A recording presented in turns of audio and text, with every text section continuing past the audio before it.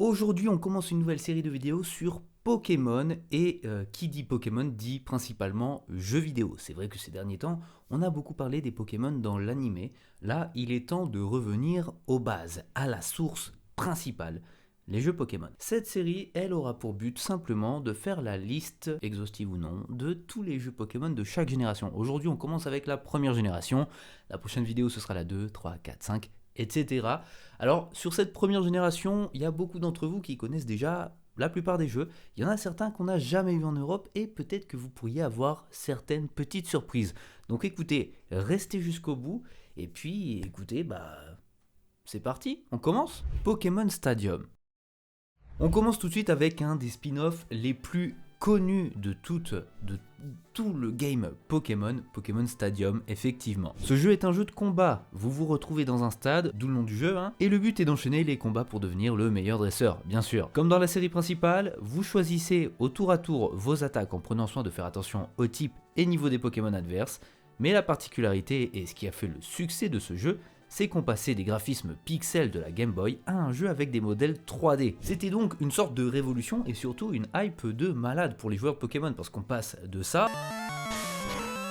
à ça. Alors c'est sûr que ça fait pas rêver comme ça avec nos yeux de 2025, mais je peux vous dire qu'à l'époque, punaise, c'était incroyable. Et je vous avoue que même quand j'avais 8 ans et que je jouais à Pokémon Emerald, eh bien Pokémon Stadium me faisait rêver. Parce que je voulais à tout prix avoir des Pokémon bien animés directement sur ma télé.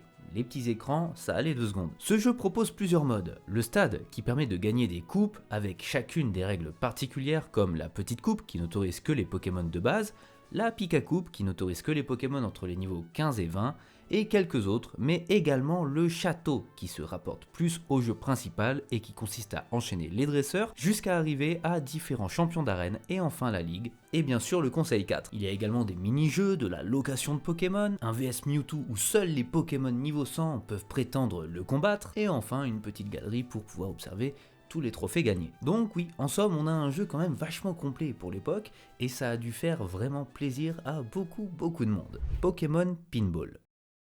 Bon, vous savez ce qu'est un flipper? Eh bien, dites-vous que la licence Pokémon avait le sien déjà en 1999. C'est un jeu où selon le niveau, vous allez avoir un Pokémon différent à capturer. Et plus vous marquerez de points, plus vous aurez de chance, ou non, de le voir apparaître et ensuite de le capturer. On garde toujours un système d'évolution, et honnêtement, vous l'expliquer serait assez compliqué, parce que j'ai pas forcément tout compris. Et faut pas oublier que je suis con comme une pierre. C'est vrai que c'est un jeu assez redondant, mais qui rajoute un petit truc en plus, en permettant de capturer différents Pokémon, de les faire évoluer, de changer de zone comme le Bourg-Palette, les îles Écumes et même le parc Safari. Vous trouverez même certains boss à certains niveaux et bien évidemment l'immanquable Mewtwo.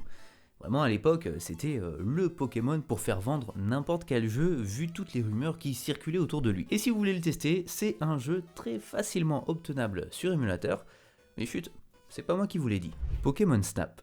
Vous vous doutez sûrement de ce qu'est déjà Pokémon Snap, parce qu'il y a déjà eu un remake qui est sorti il y a quelques années, et qui avait fait pas mal parler de lui à l'époque. Alors c'est vrai qu'on l'a très vite, très vite, oublié, parce que bon, en 10 heures c'est assez vite plié, et surtout très oubliable, il n'y a rien de franchement incroyable non plus. D'ailleurs la première version est également ressortie sur Switch, comme si la console devenait un émulateur à elle-même. Mais attention, même si la console de salon prévoit la sortie d'autres jeux anciens de la première et deuxième génération, il n'y aura en revanche pas le remaster sur Switch des premiers jeux, bleus, enfin tous ceux de la série principale. Bref, revenons à Pokémon Snap. Comme je vous l'ai dit, c'était un des jeux de la première génération, et lui, il est sorti sur Nintendo 64 en 1999, et en 2000 chez nous, parce qu'il y avait toujours un très grand décalage. Le principe c'est le même, vous êtes un photographe invité sur une île par le professeur Chen afin de constituer un album qui pourra par la suite servir pour le Pokédex sur lequel il travaille. Et c'est vrai qu'aujourd'hui les graphismes sont ultra kitsch, mais remettez-vous dans le contexte de l'époque. En vrai, pouvoir faire des photos de nos Pokémon préférés dans leur milieu naturel,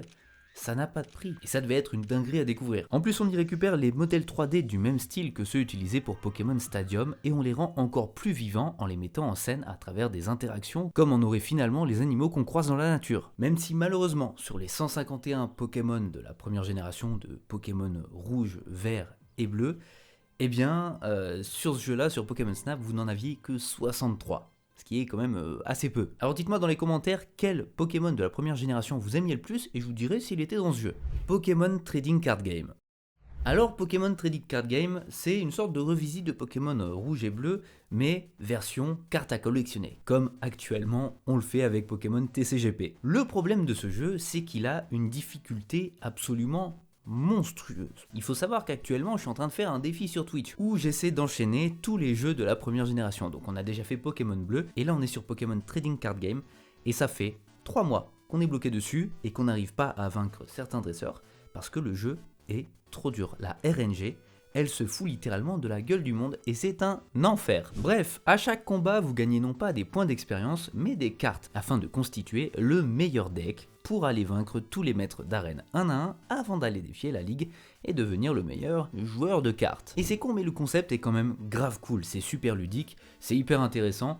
Et franchement, ça fait tourner ses méninges parce que niveau stratégie, c'est quand même bien plus intéressant que tous les jeux de la saga principale qui consistait simplement à monter de niveau et taper. Là, le côté carte, ça demande vraiment des réflexions et moi j'aime beaucoup ça. C'est juste ultra dommage qu'on n'ait pas eu la suite qui est sortie au Japon, on ne l'a jamais eu en France. Dommage. D'ailleurs, je vous ai parlé de ce que je faisais sur Twitch, donc n'oubliez pas d'aller vous abonner, je vous mets le lien en description. Et bien sûr, aussi, n'oubliez pas de vous abonner à cette chaîne-là, de laisser un commentaire, un like et surtout de partager la vidéo pour la faire vivre. C'est super important et ça me ferait très plaisir quand même. On passe à la suite. Le Game Boy Printer. Alors le Game Boy Printer, c'est un truc très sympa, très sympa, non vraiment je vous jure, qui servait pas à grand chose et qui a flop de ouf, mais d'une manière relativement puissante. Et l'un des seuls jeux à l'avoir le plus utilisé, eh bien, vous le devinez, c'est un jeu Pokémon. C'est Pokémon jaune, très exactement. Vous savez, ce jeu de la série principale où vous vous trimballiez partout avec votre Pikachu. Et bien, grâce au Game Boy Printer, vous pouviez imprimer les fiches Pokédex des Pokémon que vous capturiez. D'autres choses que vous pouviez imprimer, c'est votre score au Surf Pikachu, la fiche d'un Pokémon de votre équipe en parlant à un PNJ de Carmin-sur-Mer, la liste des Pokémon stockés dans vos boîtes PC, et enfin, votre diplôme quand vous avez complété le Pokédex. Autant à l'époque ça a flop, mais je peux vous jurer que si ça sortait aujourd'hui, eh bien on l'achèterait tous pour pouvoir imprimer physiquement tous les petits trucs en lien avec Pokémon qu'on a. Je vous jure, il y a un bail à faire. Pokémon Picross.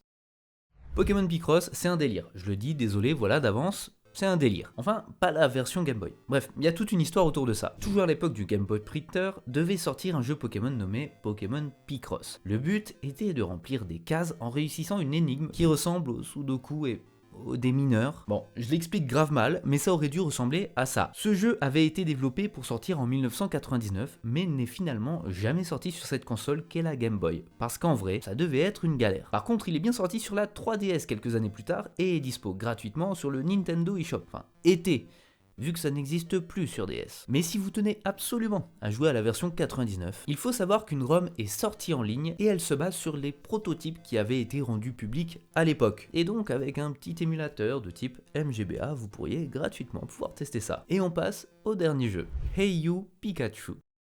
Alors ce jeu est sorti sur Nintendo 64 uniquement au Japon et aux États-Unis, et franchement c'est peut-être pas si mal qu'on ne l'ait pas lu en France. Bref, ce jeu c'est Hey You Pikachu, et le but du jeu c'est de remplir des petites missions cool avec Pikachu, genre faire à manger pour un pique-nique avec Bulbizarre.